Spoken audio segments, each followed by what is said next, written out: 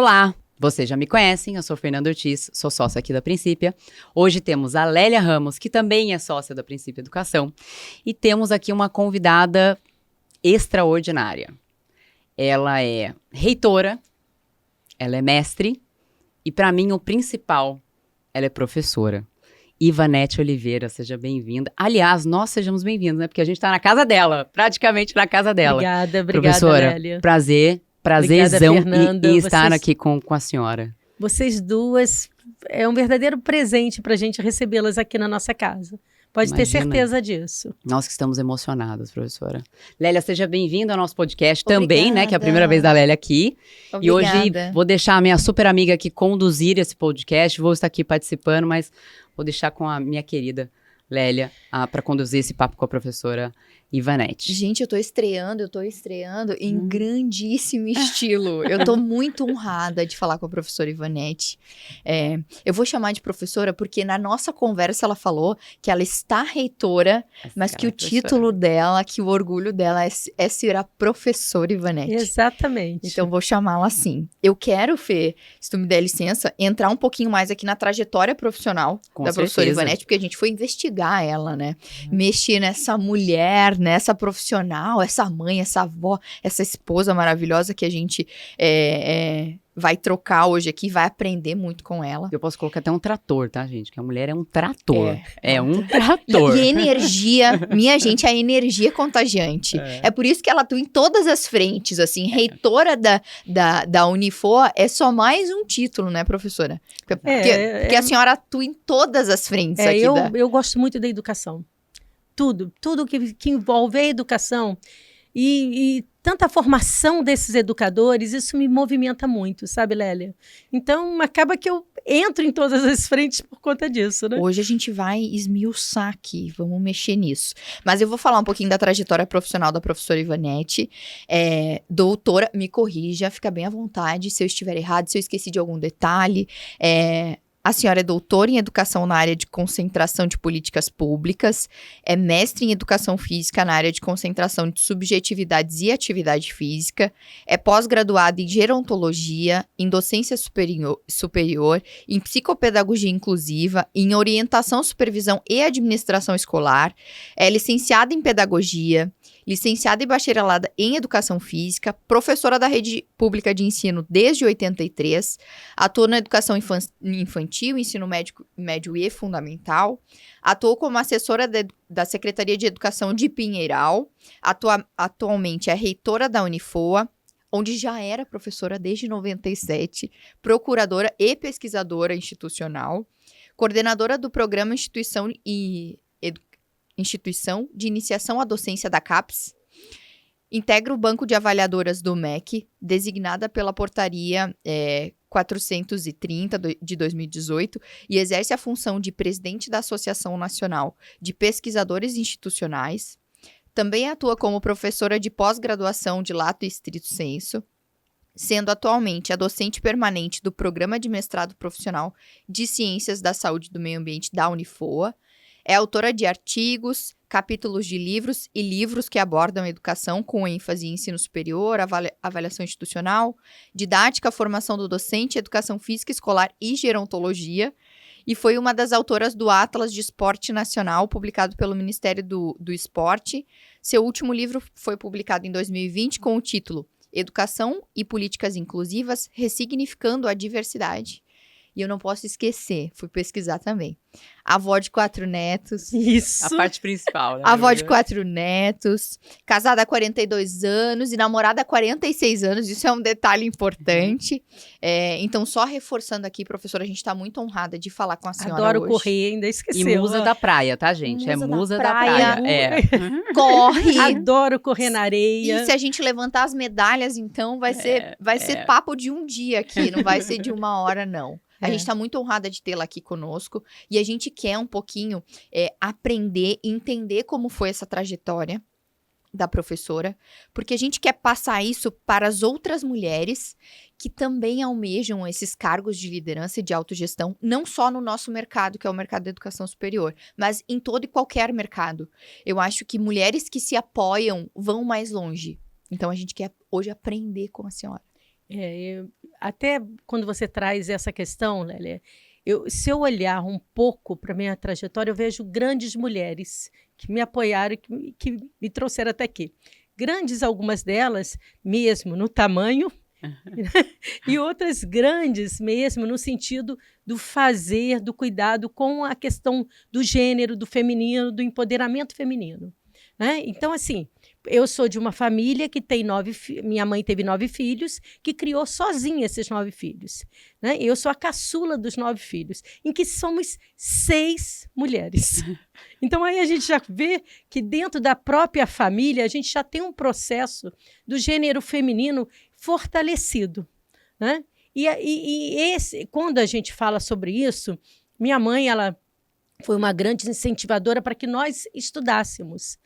Então, apesar de que, por exemplo, para a gente poder estudar, teve uma grande mulher que facilitou tudo isso para a gente também. Não só a minha mãe, mas a gente tinha uma professora chamada Dona Kelma. E aí eu começo a me emocionar, né? E ela tinha uma associação de pais e mestres. Então, todo o material escolar era dado para a gente, por ela, uniforme e tudo mais. E isso fazia a gente ter acesso à escola, né? Já vou usar os lencinhos. Pode usar, professora. São pode mulheres usar, apoiando mulheres, né? Isso. Então, o acesso à escola era difícil. Né? Então, o material escolar era dado para a gente, senão a gente não teria nem material para poder estudar.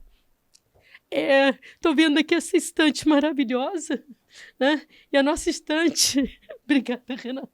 A nossa estante era uma estante de tijolo com tábua. E ali ficavam os livros das minhas irmãs. Que eu, com 4 anos, já alfabetizada por ela, e num processo autodidático também, né? Autodidata, que eu mesma ia pegando os livros, eu gostava muito de poesia. E gosto até hoje. Adoro poesia. Eu te faço companhia, professora, fica tranquila. Adoro poesias. Então, eu ia lendo as poesias e descobrindo as palavras. Então, com 4 anos, eu já estava alfabetizada. Isso foi um grande problema para os meus professores a partir daí. Porque onde eu entrava, as salas de aulas que eu entrava, né, o professor, ele tinha que me avançar na escolaridade. Então, eu me formei em professora com 14 anos, gente. 14 anos eu já era professora. Ali eu entro, também ainda em Piraí, falando lá de Piraí, onde eu nasci, onde eu estudei, tinha o terceiro ano nosso do magistério, ele era com as escolas do município de Piraí. Algumas distantes, outras mais próximas. E tinha uma que era mais distante, que era a escola de Ribeirão das Lajes, onde tinha a usina da Light, né? E lá a gente só tinha um ônibus que levava os funcionários para a usina de manhã cedo, que saía às 5h40 lá de Piraí, e ele só retornava às 4 horas da tarde. Então, ninguém queria fazer estágio lá. E aí, no dia, quando foi feita a distribuição para saber quem ia fazer o estágio, eu disse, eu quero ir para a escola de Lages. Aí, a professora que estava à frente, né, desse processo de estágio, falou para mim assim, você sabe para onde que é a Light? Eu falei, sei. Primeiro, eu vou andar de ônibus, que eu achava chiquérrimo. E segundo, porque nessa escola, o lanche que era dado para os estudantes, era uma escola federal, era iogurte e pão com presunto e queijo, coisa que eu não comia na minha vida. Então, eu falei, é lá que eu quero ir, é para lá que eu quero ficar. E eu fui. Então, meu terceiro ano do magistério, eu já estava inserida numa escola em que eu dava aula para os meus colegas, porque a idade era a mesma, né? Então, e foi interessante que também, nesse momento, né, tinham 2 professoras lá que me apoiaram, 2 mulheres fortes, né? Uma delas teve um comprometimento de saúde, a outra que estava lá, que eu vou até falar o nome dela, que é a professora Alzeni, que é mãe até de uma das minhas alunas que estavam lá, que era mãe da Maguinha, né? Falando o nome delas aqui, elas mesmas vão ouvir. E eu dividia com elas esse processo de educação ali. Então, ali mesmo eu fui ficando, porque não chegava uma outra professora para poder assumir o lugar da outra professora que estava acometida por uma né? Uma doença. Certo. E aí eu fui ficando ali com ela e fui fazendo a minha primeira experiência como docente. Então, minha primeira experiência como docente foi desse jeito. Em troca, né? De iogurte, pão com presunto e queijo. E eu me realizava já na sala de aula. Quando não podia fazer concurso público, porque era nova, né? E saí dali, já tinha também um curso de contabilidade, que eu também sou contadora. Falei, eu vou trabalhar como contadora, não quero ser como as minhas irmãs que são professoras. Mas não tinha jeito, gente. Onde eu estava, já trabalhando em escritório, trabalhei no escritório de advocacia, e lá eu acabava ensinando as pessoas. Então já tinha um foco. Até que vieram 2 concursos públicos quando eu fiz 18 anos. Veio um para o estado do Rio de Janeiro e um para a prefeitura de Volta Redonda. Fui para os 2, né? E passei nos 2. Interessante que o da prefeitura de Volta Redonda, eu morava em Piraí, não tinha naquela época mídias sociais, não tinha nada disso. Sim. Tinha rádio, né? E a minha cunhada ouvia rádio. E a minha cunhada ouviu na rádio, falando o nome dos 5 primeiros lugares que tinha Eles passado falavam na época, professora? Falava na Quem era? rádio. Olha só. E um telegrama depois, quando chegava o seu dia de te contratar, Fernanda, ia um telegrama para sua casa. Olha como de que era. assumir. E aí trazia aquilo. E aí chegou, aí a minha cunhada ouviu meu nome. Meu nome, Ivanete, não é um nome tão comum. Né? Eu lhe entendo. Né, Lélia? Não é tão comum. E aí, quando ela ouviu o meu nome, ela falou, gente, é Ivanete. Aí ela pegou e falou comigo, ó, você passou e tá entre as 5 colocadas. Não sei qual foi a colocação, mas tá entre as 5. E aí depois, quando eu cheguei lá, eu tinha passado em primeiro lugar nesse concurso e passado em primeiro lugar também no concurso. Não, no concurso do estado não foi primeiro. Foi numa outra colocação, foi um pouco mais para trás. Mas eu fui convencida a não assumir o estado, porque tinha uma outra pessoa que, se eu assumisse, ela não entraria. Aí eu falei, quer saber do que mais? Vamos dar a chance para ela lá. E eu fui embora para Volta Redonda. E aí eu fiquei em Volta Redonda por 23 anos. Olha só. Atuando em Volta Redonda, onde atuei com a tia do Renato, que está aqui conosco, né? E atuei lá em Volta Redonda durante 23 anos em escolas de educação básica. Trabalhei com crianças num processo de descentralização da Fundação Beatriz Gama, né, que era, na época, chamado de menores delinquentes, dessa forma feia, e hoje, né, a gente sabe que são crianças que estão em processo de vulnerabilidade. Então, eu trabalhava com as famílias sociais, fazendo a inserção também dessas crianças nas escolas, com projetos muito bonitos, sabe, projetos que nós construímos como professor e trabalhando sempre nessas questões. Eu acho que esse movimento foi um dos movimentos que me fez buscar também. Eu acho que nem foi buscar, mas foi um movimento que me auxiliou a pensar na educação superior.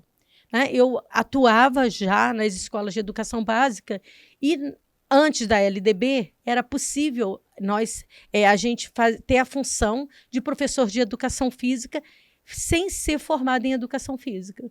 E aí eu tenho uma pessoa de referência, que para mim é um ícone na educação física aqui na região, que é a professora Regina Selle, que é chamada de Reco.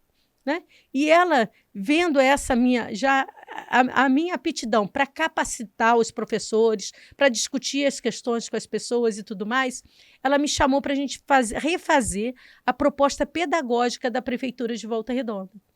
Né? E aí eu disse para ela, Reco, mas como que eu vou fazer isso? Eu não tenho nem faculdade. Ela não tem ainda, mas você vai fazer, porque eu vou te inscrever lá e você vai fazer a faculdade. Falei, eu não quero, eu tenho filhos. Ela dizia, não, você tem filhos, mas você vai fazer a faculdade. E aí ela fez a minha inscrição aqui no Unifoa, quando a minha filha tinha 5 anos de idade, né? Fez a minha e de uma outra colega minha, a Sara. Nós duas viemos para cá empurradas pela Reco. Né? Viemos, passamos aqui no vestibular, porque na época tinha vestibular, e nós duas fizemos o curso de Educação Física internamente, com a Reco sendo a nossa professora. E esse movimento eu fiz na rede de Volta Redonda, junto, claro, com outras mulheres muito empoderadas. Rosinha, que depois veio ficar conosco, a Reco, e outra, Nilzete, que era do movimento negro. Outras mulheres, nós reformulamos uma proposta pedagógica da educação física antes da LDB. E sabe o que é interessante? Quando vieram os PCNs, a gente não tinha que refazer quase nada, porque já estava tudo ali. Sabe? Inclusive a questão da discussão dos temas transversais e tudo mais. Então, e foi exatamente essa questão de passar nessas escolas de periferia, não só como estudante, como professora, que me fez olhar para a educação superior de uma forma diferenciada. Eu pensava assim, alguém tem que estar lá, né? Até para poder pensar na educação básica. Então, se eu tenho tanta diversidade na educação básica, tantas pessoas sem acesso à educação superior, de que forma que a gente pode fazer na educação superior para permitir essa acessibilidade? Então, eu acho que esse foi um movimento que, quando a RECO me trouxe para cá, me fez gostar tanto da educação superior, mas sempre com um olhar para a educação básica. Que foi o seu início, né? Que Então, foi assim, meu início. A educação mudou a vida da professora e a professora mudou a vida dos outros a partir da educação. Bom, essa é a nossa vontade, de fazer a diferença, né, na vida das pessoas. Transformar, né, a vida das pessoas. Eu tenho 2 observações, Fê, para fazer dessa fala da professora Ivonete. A primeira é, ela é professora desde que se entende por gente, né? Desde sempre ela é professora. Mesmo sem a formação ainda, ela já ensinava os outros. E esse processo de desenvolver professor já começou nos 14 anos, que ela fazia com que o professor obrigatoriamente soubesse mais que ela, né? Porque ela o professor era o professor, e ela, como era muito desenvolvida... Se alfabetizou com 4 anos, ela já chegou na escola dando trabalho para o professor que estava ali. E a segunda observação é a que eu fiz de início. Mulheres apoiando mulheres. É isso. Que E eu história tenho uma linda, pergunta, né? professora. Quando a senhora passou no concurso público aqui em Volta Redonda, a senhora sabia para onde seria destinada? Com que projeto trabalharia? Onde que a senhora ia dar aula? Não sabia. Não sabia. Muito engraçado, Lélia, porque eu sempre fui um pouco subversiva, né? E também, assim, eu não tenho um estereótipo da professora que é aquela... toda arrumadinha, aquelas coisas. E aí eu fui no primeiro dia de aula, entrei numa escola, e aí eu vou pedir até licença para falar o nome da professora aqui. A diretora chamava Thelma. Tinha duas diretoras, né? E aí essa foi de uma escola, era da Escola Amazonas, professora chamada Thelma. Rigorosíssima. E aí chega aquela Ivonete espoleta daquele jeito, com 18 anos, com uma saia bem curta. E aí a professora Thelma olha para mim e diz assim para mim: professora, eu não gostei dessa saia. E eu respondi para ela: Thelma, eu acho que não vai ficar muito bem, e você também não. Não usa não, tá? E aí a Thelma simplesmente... eu vi que ela segurou o riso dela, né? Então, assim, eu tenho algumas histórias dessas. Por exemplo, uma delas foi aqui no Unifoa. Quando eu entro como professora, eu recebo um crachá. Gente, não tem jeito, eu com crachá eu sou uma perdição. Eu perco o crachá, eu perco chave, eu perco tudo. E o crachá, logo na primeira semana, eu fui fechar a porta do carro, quebrei o crachá. E aí eu fui lá no RH, né? E eu vou falar também o nome da pessoa, porque ela adora que eu conte essa história. Era a Fátima. Quando eu cheguei lá, a Fátima virou para mim e falou assim: professora, olha, você quebrou o crachá. Você sabe que tem um valor para pagar pelo crachá. Eu falei: ah, não, Fátima, vou pagar? Eu muito pobre, né? Eu olhava para aquilo e falava: qual o valor? Olha, é R$50. Eu falei: ah, não pago não. Não, e R$50 também já é dinheiro, mas naquela época, então, né, professora? Não é muito aí, dinheiro. Não. Aí eu falei para ela: ah, não vou pagar não. Ela olhou para mim: como não, professor? Isso é uma regra. Eu disse para ela assim, e eu estava com um crachá escrito provisório. Eu falei: Fátima, quer saber do que mais? Eu vou mudar meu nome. Eu passo a me chamar provisório. Pode deixar, eu fico com esse crachá aqui. Ela morreu de rir, depois chegou o crachá lá no curso para mim, com o meu Ivonete. Eu falei: vai me cobrar o crachá? Não vou cobrar, não. Então, assim, são algumas questões, né, que a gente tem de supervisão. A gente, naquele momento, e vem de uma forma muito espontânea. A Fátima depois foi minha aluna. Olha, e ela contava isso na sala de aula para os nossos estudantes ali, porque ela foi fazer RH, era uma funcionária da nossa instituição e foi fazer o curso de RH. Né? E lá ela contava essa história. Então ela disse assim: gente, com a professora não tem jeito. Ela dá nó em pingo d'água, né? Autenticidade chama-se isso. Exato. Autenticidade, né? Ela é ela mesma. E aí eu vou aproveitar e falar de um livro que eu acho que eu já até comentei com vocês, né? Tem uma autora, que é uma socióloga, né? Que ela é norte-americana, ela é da área também, né? Ela é da psicologia social. E ela discute que a gente precisa ter a coragem de ser imperfeito, né? Então, Brené Brown, ela fala que a gente precisa ter essa coragem, que essa autenticidade é que conecta as pessoas. Eu não preciso me comportar de uma forma que eu não sou, porque senão eu não tenho conexão com as pessoas. Exato. Eu acabo me isolando. Então, também essa mesma questão eu levo para a prática da educação, para a prática da inclusão. A gente precisa ser quem nós somos. Sabe, isso é super importante. E a gente já vive em um mundo tão superficial hoje, graças a, né, rede social e tudo mais. E se a gente perder o pouquinho que já não sextava, acabou, né? A gente não vai conseguir mais conectar com absolutamente ninguém. Exatamente, né? Eu penso desse jeito, Fernando. Eu acho que essa conexão se faz por isso. Sabe? Eu vou para a primeira pergunta, professora Ivonete. Como é que a senhora equilibra, mesmo tendo esse tanto de energia que tem, que está aqui contagiando a gente, como é que equilibra a vida pessoal, profissional, escrever livro, pesquisar, tá em todas as frentes, tá em todas as pontas? Como faz isso? O dia não tem 24 horas, tem 48? Não, Lélio, o dia tem 24.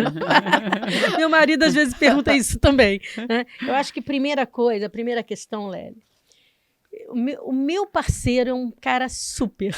Né? Eu tenho que declarar isso aqui para todo mundo. Dá crédito a quem merece crédito. Tá exatamente, certo, sabe, Fernando? Então, ele é alguém que me apoia o tempo todo, é alguém que está sempre comigo, né? Que compreende essa minha dinâmica, né? Que compreende essa minha relação, que eu tenho com a minha profissão, porque eu não penso assim, eu tenho que ser a Ivonete que está no Unifoa e a Ivonete que está em casa. Não. Os meus espaços, eles são os mesmos. Né? Eu venho para cá, eu trago meus netos comigo para cá, para a instituição. Meu esposo, ele participa comigo de determinadas questões que a gente tem aqui. Do mesmo jeito que em casa, também eu tenho esse processo. Ele respeita muito essa minha individualidade profissional dentro de casa. Então, por exemplo, quando eu vou fazer alguma reunião em home office, ele mesmo monta para mim todo um lugarzinho, ele leva a água, ele leva o cafezinho para mim, sabe? Então, assim, eu tenho um carinho muito grande que vem por ele, um apoio muito grande. E eu não consigo ser diferente. É parceria mesmo, né? Por exemplo, agora há pouco tempo eu estava com a minha sogra internada no hospital. E aí eu levei para lá meu notebook, levei minhas coisas. Enquanto eu estava lá com ela, eu orientava meus alunos no mestrado, eu ia fazendo tudo isso, né? E os enfermeiros que eu chegando no hospital, que conversavam comigo, alguns dali já estão se matriculando no nosso mestrado, já tem técnico que está se matriculando aqui no nosso curso de graduação. Então eu estou lá e falando dos nossos processos educacionais, né? Porque eu acho que isso é vida. Eu não preciso também, por exemplo, eu não fico pensando, quando eu aposentar eu vou fazer isso. Não, eu faço isso durante o meu processo. Eu quero passear, eu vou passear agora, eu vou viver agora, eu vou ficar do lado dos netos agora. Todos os momentos da minha família, aniversário de filho, seja o que for, eu quero estar junto deles e eu vou para junto deles. Então, eu acho que é essa relação que a gente tem. Eu não fecho uma porta e saio daqui e depois abro uma outra quando chego em casa. Não tem como. Eu sou a mesma pessoa. Eu acho que não tem como a gente pensar assim. Do mesmo jeito que os meus estudantes também me percebem desse jeito, quando eu vou para a sala de aula, sabe? Eles veem que não tem aquela questão de ser a reitora, não tem isso. Eu continuo sendo a professora Ivonete. Então, eu acho que isso é muito legal, muito interessante, no sentido de levar todas essas coisas e fazer essa gestão do tempo, fazendo com que as coisas rendam e produzam para a vida da gente, né? É pensar na gente, na nossa vida. O que me faz feliz? E o meu trabalho me faz feliz. A Unifoa acaba... Pode falar. A Unifoa acaba sendo a extensão da sua casa, né? E a sua casa é a extensão da Unifoa. Sim. Isso está muito bem colocado, isso está muito bem orquestrado, né?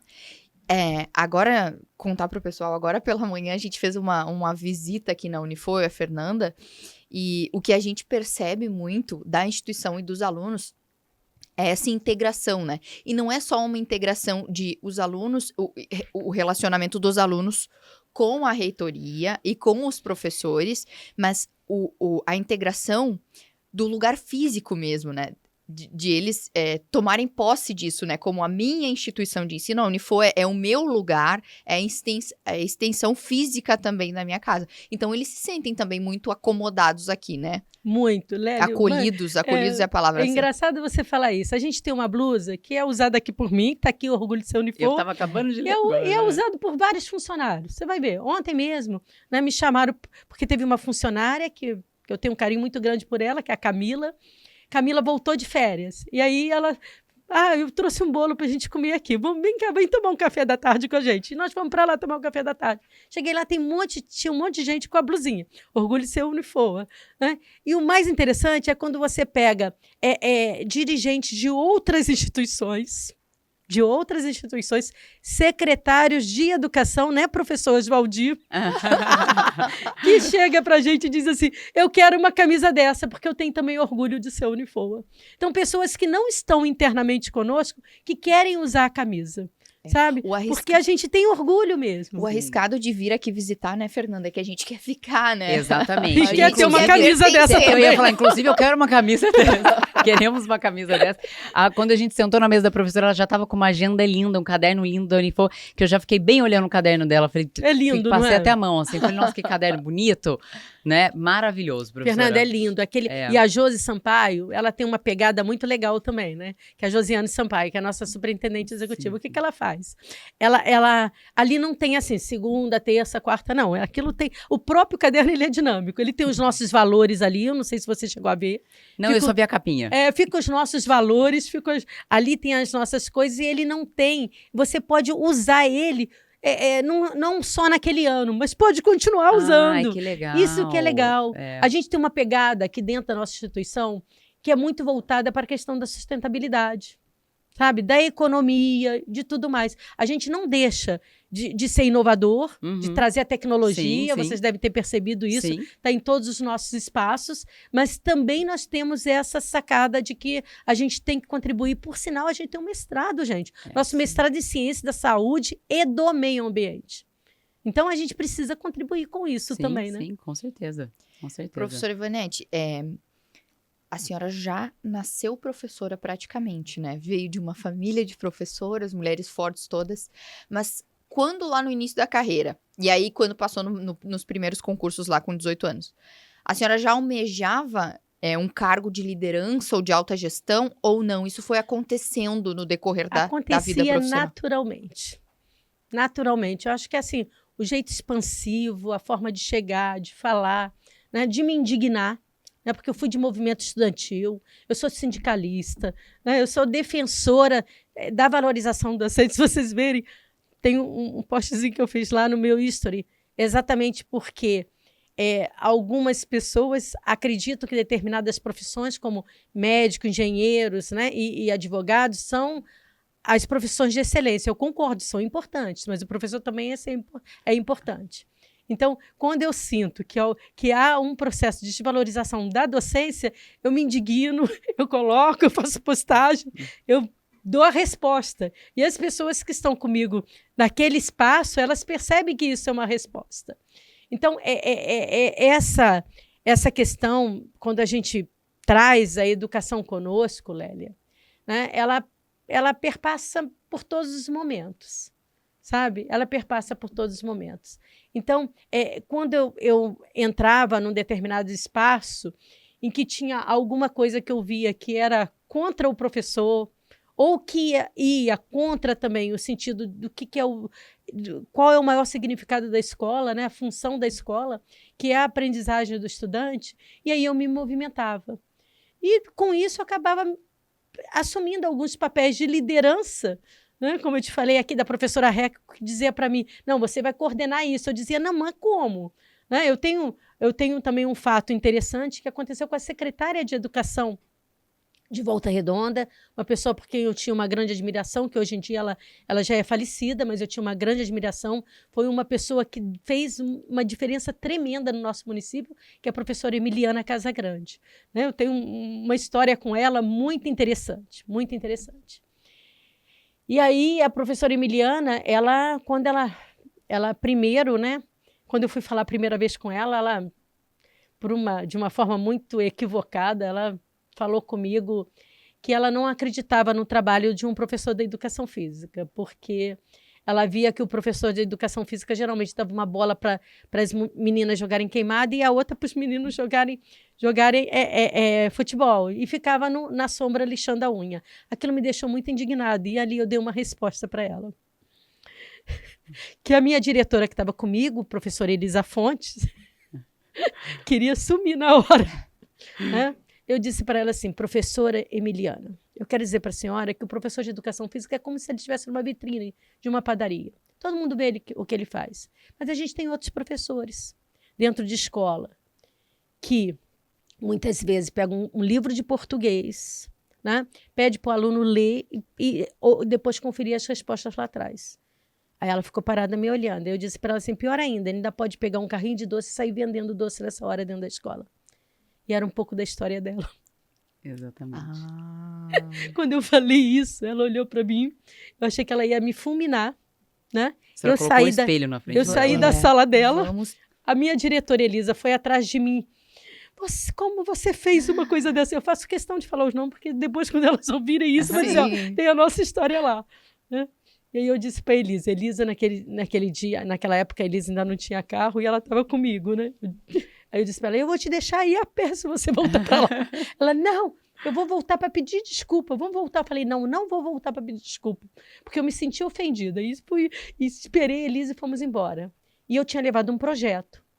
Aí, e era para pedir a aprovação do projeto. Aí a Elisa disse assim, agora ela não vai mais aprovar o seu projeto. Quando foi isso foi numa quinta, na segunda-feira chegou a notícia na escola de que o meu projeto estava aprovado pela professora Emiliana, mas que tinha um desafio. Ela não queria mais que eu fizesse o projeto só na minha escola. Ela queria ele na rede. E aí foi criado, né, as práticas significativas em que eu e mais um grupo de professores de Volta Redonda, a gente visitava cidades do estado do Rio todinho, mostrando as práticas significativas que eram feitas aqui em Volta Redonda. Agora um grande amigo meu, né, o professor Alexandre, que acabou de passar para a UERJ. Alexandre, ainda não tem parabéns, mas já estou te dando aqui. Ao vivo, Isso. Era eu, Alexandre, a professora Wanda, sabe? Muita gente que trabalhou comigo que nós trabalhamos junto nesse processo de práticas significativas. Então, assim, momentos em que eu me senti indignada, né, e que eu não me deixava também nesses espaços. Eu acho que até mesmo da gente vir de uma situação, de uma condição financeira não tão privilegiada, ou nada privilegiada, até melhor dizendo, né? E eu dizia, ninguém pode me diminuir. Ninguém. E eu acho que é essa a resposta, ou é isso que a gente tem que passar para as pessoas. Não só a indignação, não só a indignação por si só, né, professora, mas assim, a ação. Estou indignada, como eu mudo isso? Exatamente. Que é muito o que a gente vê na sua história, né? Eu estava indignada com este fato, eu preciso mudar isso, e aí foi andando e mudando as coisas na medida que as coisas iam acontecendo, né? É uma outra coisa também que é interessante, também que eu acho legal contar essa daqui. Né? Eu sempre tinha uma característica, assim, de passar em concursos. Passava em primeiro lugar e ia para um para outro. E fui em várias prefeituras, né? Porque eu saía de uma, passei em concursos para universidades federais também, pedi exoneração. Então, assim, e aí, aqui na nossa instituição, teve um momento da nossa instituição, foi em 2004, por aí, né? Em que o curso de licenciatura em Educação Física, que é o curso de licenciatura em Educação Física do Unifoa, é o segundo curso do estado do Rio de Janeiro. É o primeiro da instituição privada. Ele tem uma história tremenda. Os maiores ícones da educação física do Brasil foram nossos professores aqui. Então, ele tem uma história que vocês não imaginam o peso desse curso para a história da educação física brasileira. Então, é muito bonita essa história, né? E aí, chegou, eu já como professora, chegou a notícia que a gente não teria mais a licenciatura, só teria o bacharelado. Eu, como assim? Não, a gente não vai ter licenciatura, só vai ter o bacharelado, porque o foco da instituição, de fato, é a área da saúde e as engenharias, então só vamos ter bacharelado. Eu falei, não é possível. E aí eu fui a uma pessoa também, né, que foi nosso presidente já da nossa mantenedora, foi vice-presidente da mantenedora, foi reitor aqui, na época era reitor, e era uma pessoa muito respeitada e até um pouco temida, sabe? E aí eu disse assim, com quem que eu tenho que falar para a gente poder resolver isso? Lá vai aquela professorinha tão pequena, né? Ela. Aí disseram assim, você vai ter que falar com o doutor Jairo. Eu falei, mas ele é difícil você conseguir falar com ele. Eu falei, bom, então eu vou pensar. E aí eu pensei numa nova estrutura para o curso de Educação Física. Olha, a solução antes de apontar não pensei que não dava pra sozinha, fazer. claro, né? Eu tinha pessoa que trabalhava junto comigo, que era a professora Patrícia Fontes. Nessa época também a gente tinha o professor Marcelo Paraíso, né? E aí nós sentamos, começamos a discutir um curso, pensando um curso que fosse um curso compartilhado, naquela época novidade, né? Um curso em que tivesse uma base compartilhada, que depois virou a própria DCN da Educação Física, né? E aí, nessa questão, ao fazer isso, alguém tinha que falar. E eu vim conversar com o Dr. Jário. E cheguei lá sem saber ainda o que eu ia falar para ele. Eu tinha o projeto da nova matriz, mas não sabia o que eu ia falar com ele.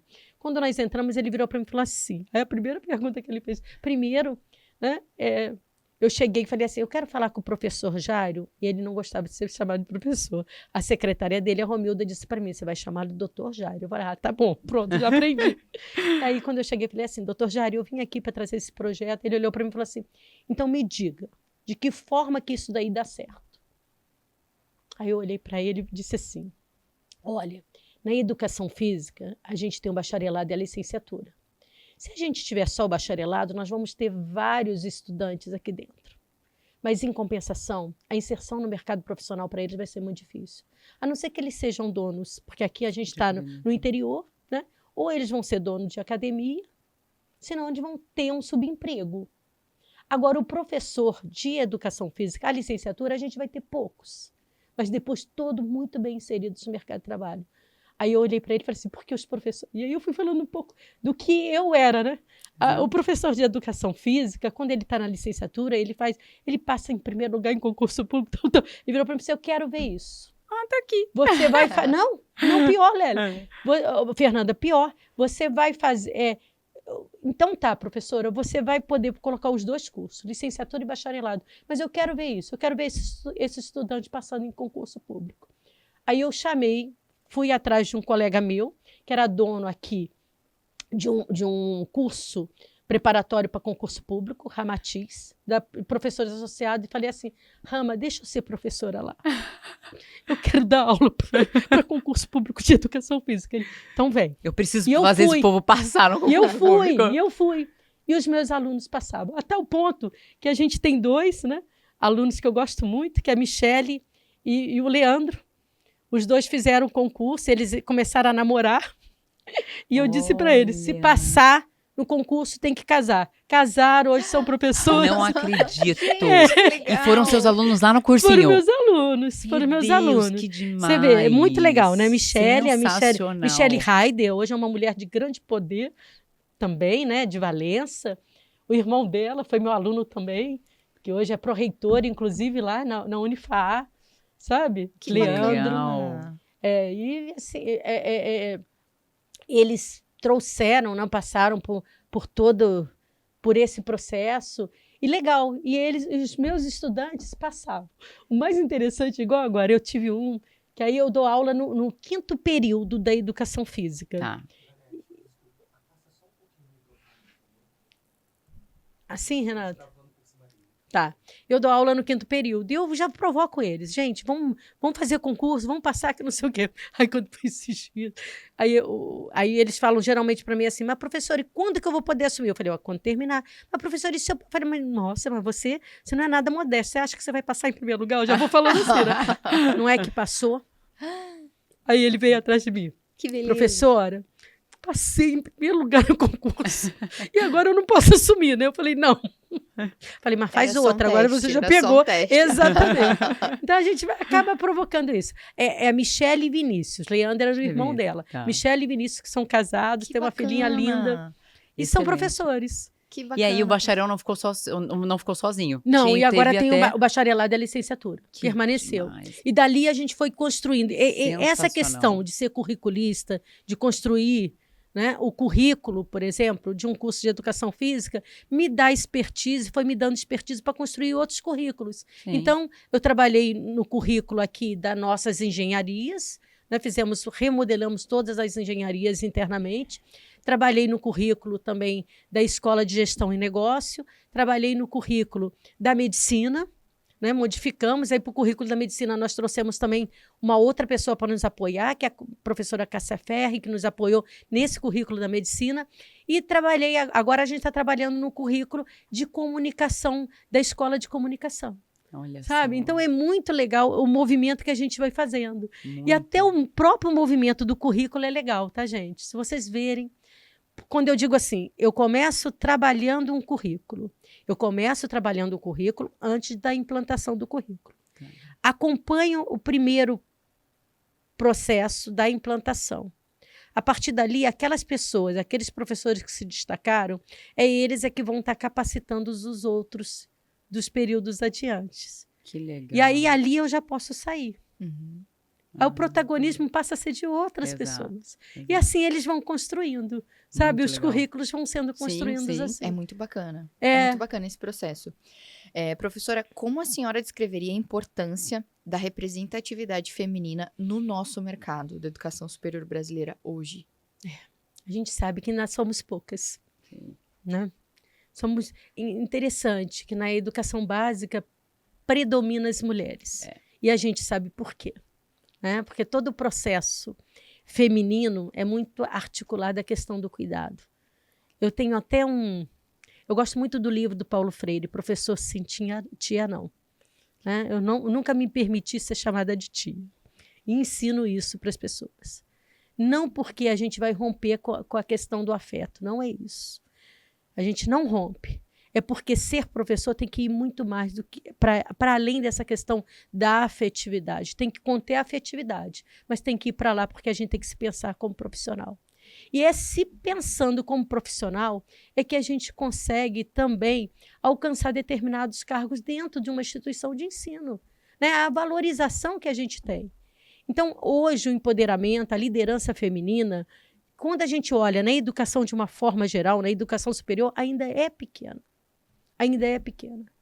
Ou ainda a gente vê muito nos bastidores e quem está à frente geralmente é o homem que está lá. Então, muitas vezes a gente discute quais são os desafios que a gente tem para poder aumentar esse processo de empoderamento feminino, de liderança. Mas eu acho que talvez o maior deles é nós, mulheres, a gente olhar e a gente saber que é possível, que temos possibilidades. Né? Que eu acho que nós somos muito mais desarticuladas daquilo que é tradicional.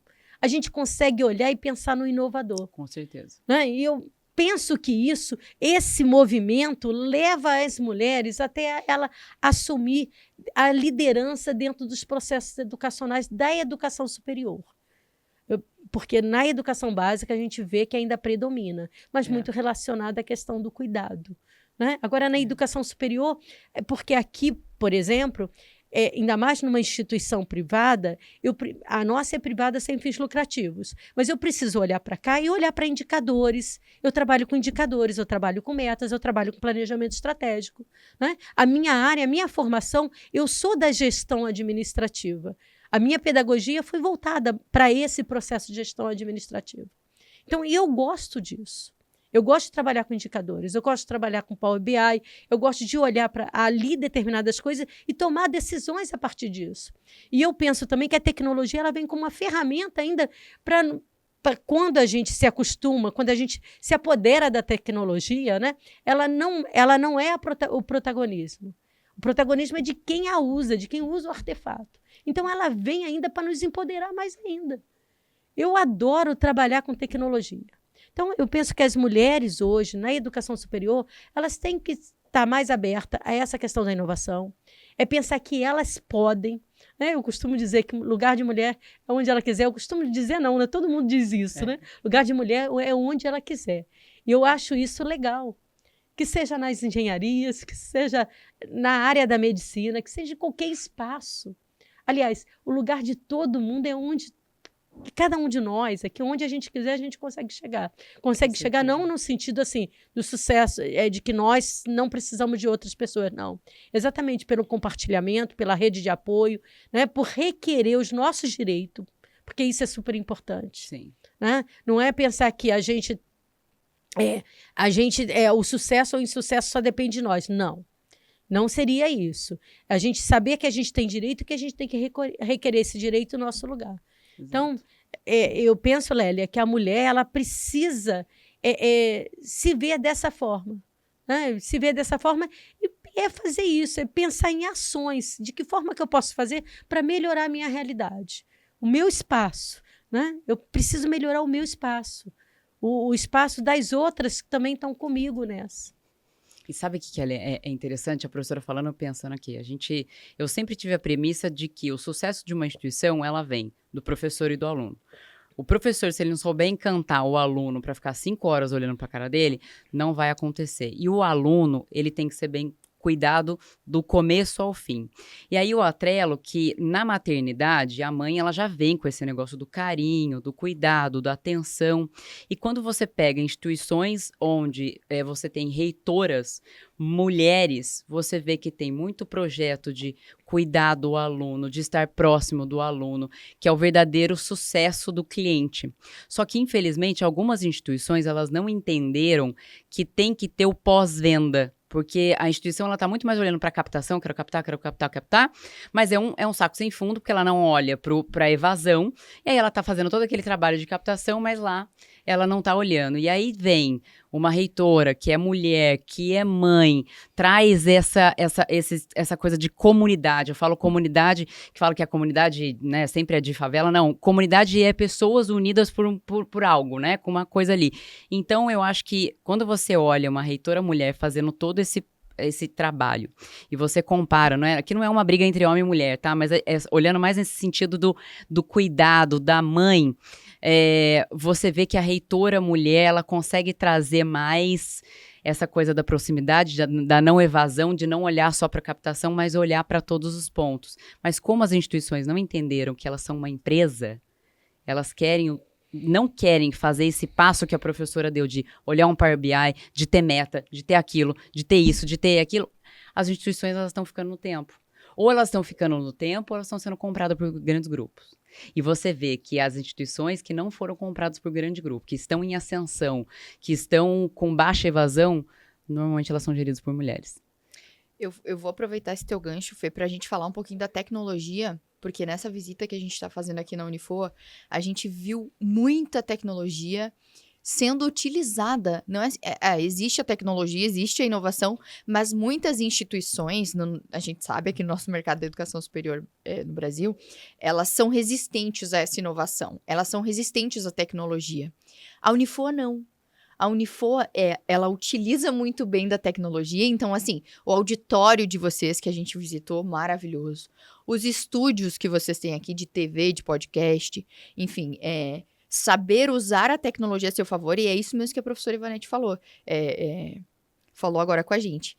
Eu uso o Power BI, né? Tem vários dashboards ali que ela usa para tomar decisão. Então, assim, não adianta eu ter muita informação ou muito dado dentro de casa se eu não souber utilizar esses dados transformados em informação e a informação a meu favor, né? Então, assim, e aí que a gente continua no assunto da alta gestão.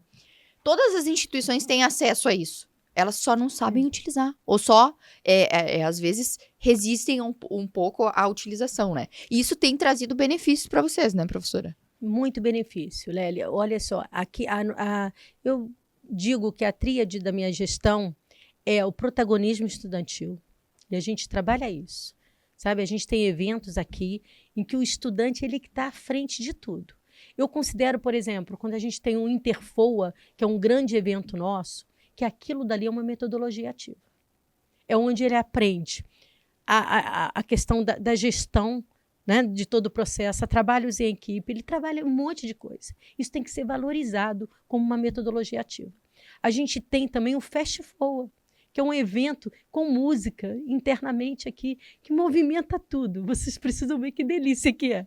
Sabe? Eu não vou mais perder as agendas da Unifor, não, viu? E que legal, por exemplo, para vocês verem, o primeiro FastFoa, eu chamei uma banda que é de uma egressa minha, né, da Angélica, da Prima Dama, o nome da banda. Ela estava fazendo 20 anos de banda e ela veio comemorar aqui fazendo isso. Então, assim, essa questão que a Fernanda trouxe, né, a gente precisa pensar no estudante, sim, desde a hora que ele entra até a hora que mesmo depois, a gente continua acompanhando ele. A gente tem um acompanhamento feito de egressos aqui, que a gente acompanha ele imediatamente, a gente acompanha ele 2 anos depois, a gente acompanha ele 5 anos depois. Então, a gente tem todo um processo de acompanhamento. Isso para a gente é muito importante. E aí, essa questão da tecnologia, quando a gente fala dessa tríade, a gente fala do protagonismo estudantil, a gente fala da valorização do docente. E a valorização do docente se faz também por dar recurso tecnológico para que ele possa usar no dia a dia dele, né? E o terceiro que a gente trabalha aqui nessa gestão é uma gestão colegiada. Então, a gente tem a voz do estudante em diversos processos. Os estudantes hoje, eles nos apoiam em grande parte das coisas. Eu quero falar de uma novidade para vocês aqui também. Por exemplo, o ENAD, no Brasil, a forma, né, a forma de depois vir um relatório de regularidade desse estudante, no Brasil, ele foi alterado por um grupo de estudantes da medicina daqui do Unifoa, que nós fizemos uma reunião, e nessa reunião eles requereram algumas coisas para a instituição. Eu peguei isso, levei isso para uma reunião da ANUP. Nós, lá na ANUP, né, a ANUP e a AMP, nós assinamos um documento em que nós mandamos isso para o INEP e foi mudado todo um processo de ENAD. Olha só. Então, o protagonismo estudantil ele está mesmo nas nossas atitudes. E os estudantes da medicina aqui, depois eles se sentiram, porque as palavras deles estavam escritas no texto. Então, eles se sentiram muito fortalecidos de ver como que foi o processo, porque não adiantava eles se revoltarem com a instituição, porque o ENAD é um processo do INEP, não da instituição. Né? Então, a gente precisava mudar. E esse é o processo da gente perceber a tecnologia. A tecnologia ela está aí, ela nos favorece, mas para a gente poder aumentar ainda mais o protagonismo do estudante, valorizar mais o docente e permitir que esse processo de gestão colegiada, na qual o Power BI favorece a gente, mas o processo de tomar de decisão tem que ser coletivo. Então, a gestão ela tem que ser participativa. E a nossa gestão ela é realizada dessa forma. Maravilhoso, professora. Frente, né? Maravilhoso. Recebi um recado sobrenatural ali, que a gente já está com tempo, 55 minutos exato, então a gente tem mais 15 minutos, eu acho que dá para a gente escolher mais algumas perguntas que você julga. Mas a gente já está finalizando já, Fê. Fechou. Estamos bem adiantadas aqui. Eu amo essa pergunta, professora, eu não posso deixar de fazer. Como a senhora visualiza o futuro da liderança feminina na educação e quais são as oportunidades e desafios que a senhora identifica para as próximas gerações de mulheres líderes? Se é que essa próxima geração vai querer liderar, né? Isso também é uma grande questão. Bom, vamos lá. Falando primeiro do futuro, né? E eu acho que já falando de desafios, eu acho que a gente não pode ficar de forma isolada. Como eu disse para vocês, eu sou muito de movimento. Acho que a gente precisa construir uma rede. Uma rede, por exemplo, de reitoras. Por que não? Hoje a gente tem algumas redes masculinas, claro, né? Em que tem todos os reitores ali, a gente vê que predomina o masculino. Mas a gente pode ter uma rede de reitoras. E aí eu já faço um convite a vocês, porque vocês já entrevistaram algumas outras e vocês podem inaugurar essa rede. Né? Sim, com então, certeza. eu acho que isso é um trabalho que a gente pode fazer para fortalecer essa liderança na educação no Brasil. Esse é um ponto. Agora, os grandes desafios que eu vejo ainda, que não é um medo nosso, mas que é um medo de algumas instituições, é de compartilhar o conhecimento, é de compartilhar as estratégias que tem, né? que consegue avançar. Isso, eu acredito, que é onde, muitas vezes, né, é um desafio até para que essas pessoas elas sejam, de fato, reconhecidas no nosso cenário educacional. Porque, às vezes, elas fazem de forma isolada, que não tem essa rede, e também elas ficam com medo de mostrar quais são as estratégias. Gente, nós precisamos trabalhar coletivamente para fazer a educação brasileira evoluir. Então, se isso deu certo aqui, na minha instituição, não quer dizer que a mesma coisa que nós fizemos aqui na nossa instituição, que a Fernanda vai levar para a instituição dela e que ela vai fazer que vai dar certo lá. Sim. A Fernanda vai colocar já outras formas, vai reeditar aquilo, vai fazer de outro jeito. Então, a gente tem que pensar que a gente não está dividindo, a gente está multiplicando. E a educação precisa ver isso. Esse é um desafio. Esse é um desafio para a gente se pensar até como mulher e não ter medo. A gente não precisa ter medo desse compartilhamento.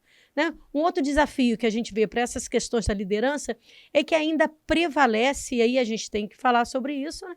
A gente tem toda uma história patriarcal, do machismo brasileiro, em que a gente precisa, nos nossos espaços micros, isso eu aprendi com você, né, Fernanda? Que nos nossos espaços micros a gente precisa discutir, precisa ensinar, né? E já dei exemplo para vocês, hoje quando a gente estava vindo para cá, com o próprio autor de quem fez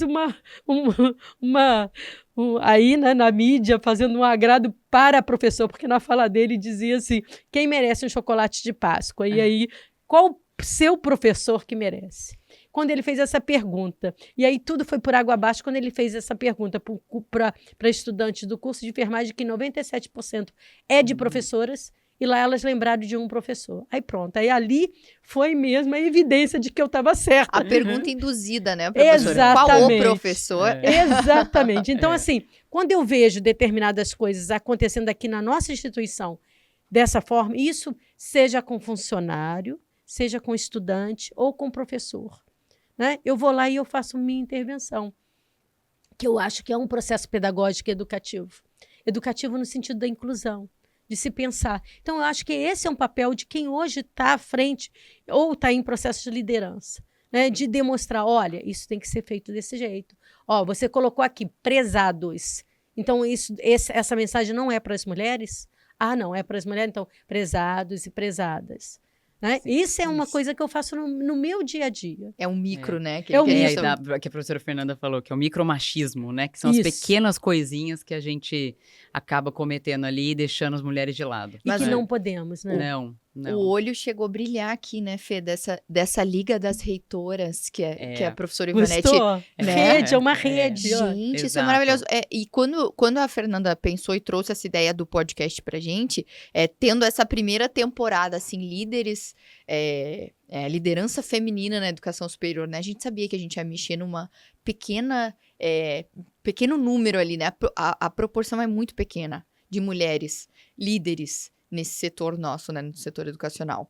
E a gente quis mesmo mexer ali. A gente quer saber dessas histórias maravilhosas e a gente está cada vez mais encantada com a professora Ivonete. Quanto mais ela conta, mais a gente quer saber. A gente passaria aqui o dia inteiro conversando. Mas é legal, que acabar, né? até um adendo que são poucas, mas cada vez que eu entrevisto uma, eu vejo a força. Que é algo que é sobrenatural, o que eu sinto quando eu tô conversando com essas mulheres. Eu até falo olhando pra câmera, é sobrenatural. Porque é uma sensação de eu tô no caminho certo na educação, é isso que eu quero fazer pro resto da minha vida. É uma sensação de orgulho, porque desde a mãe da professora e até a história da professora, que eu vou acabar me emocionando, que ela conta que se não fosse a professora dela levar os materiais, ela não tinha como estudar lá atrás. Eu acho que histórias dessa movem demais a gente. Então, o poder que vocês têm, que muitas vezes, acho que vocês mesmos esquecem dentro, porque a correria do dia a dia faz isso, faz aquilo, e a avó e tal, mas o poder que vocês têm sobre a gente, nós que estamos começando, né? Tem 10 anos, tem 15 anos de educação, nós somos bem júnior ainda perto de vocês. Então, o poder que vocês têm sobre a gente é algo que eu não tô conseguindo descrever. Então, assim, são poucas, mas são espetaculares. Vocês me emocionam. Gigantes. Mais ainda. Gigantes. E a gratidão, professora Ivonete, porque a gente só está trilhando esse caminho e a gente escolheu esse mercado e escolhe estar aqui todos os dias trabalhando e fazendo isso, porque antes de nós vieram mulheres como a senhora. Vocês então, abriram, assim, né? Abriram o caminho para que a gente hoje pudesse estar aqui sentada conversando sobre isso. E não deve ter sido fácil, porque hoje ainda não é fácil. Hoje a gente ainda tem que se posicionar firmemente, né? E aí, até fazendo um parênteses aqui curto, mas é aquela história, né, de quando tu tá numa mesa de reuniões cheia de homem, que alguém corta o teu raciocínio. Aprender e conseguir se posicionar de tal maneira para que a pessoa não... Aguarda só um minutinho, eu vou terminar meu raciocínio, depois o senhor fala. Só para eu concluir aqui. Então, assim, a gente só hoje só tem espaço para fazer isso, porque antes de nós vieram mulheres como a senhora. A gratidão é imensa. É imensa. Eu que agradeço. Pra Eu que agradeço. Para finalizar aqui, eu queria Dois pontos, pedir 2 pontos para a senhora. Um é, se a senhora pode compartilhar a visão de futuro da Unifoa com a gente, né? Algum pontinho ali, para onde vai a Unifoa, como ela está caminhando, onde ela quer chegar. E a última é bem difícil, mas é um desafio mesmo. Como a senhora conseguiria encerrar esse nosso encontro aqui hoje, resumindo a sua carreira profissional todinha em uma frase? Nossa, É um desafio. Não era a senhora que era cheia de desafiar a professora, agora estou desafiando a professora. então vamos lá. Primeiro falar do Unifoa, né? O Unifoa, gente, eu acho que o céu é o limite. Onde ele quer chegar, onde os nossos estudantes, onde os nossos professores quiserem que a gente os leve. É isso, sabe? Enfim. Ao infinito e ao além. Nós estamos aí comprando um hospital, vivendo esse momento, aumentando todo o nosso ecossistema de saúde e educação, né, que na região tem um impacto muito grande. A nossa parceria com a Prefeitura de Volta Redonda e com as outras prefeituras que a gente tem dos 12 municípios aqui é muito próximo, é muito mais próximo do que vocês possam imaginar.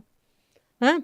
É tão próximo que num acordo da Prefeitura com a Unifoa, nós cedemos um espaço, né? E aí teve depois, claro, todo um processo aí de um acordo até financeiro, mas para que fosse construída uma creche para 400 crianças.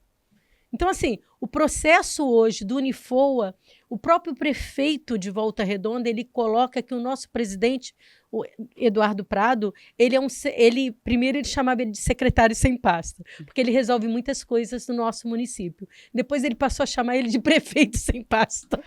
Então, isso é notável, essa proximidade que a gente tem aqui, porque a nossa instituição, ela não existe ali para ser mais uma instituição de ensino, mas ela existe exatamente para resolver, solucionar os problemas que nós temos aqui da nossa comunidade, da nossa região, sabe? E a gente tem ainda um slogan que a gente tem dentro da ADR, que é a ADR Sul Fluminense, né? Que eu falei para vocês que é um local onde só tem pessoas que são consideradas como lideranças aqui.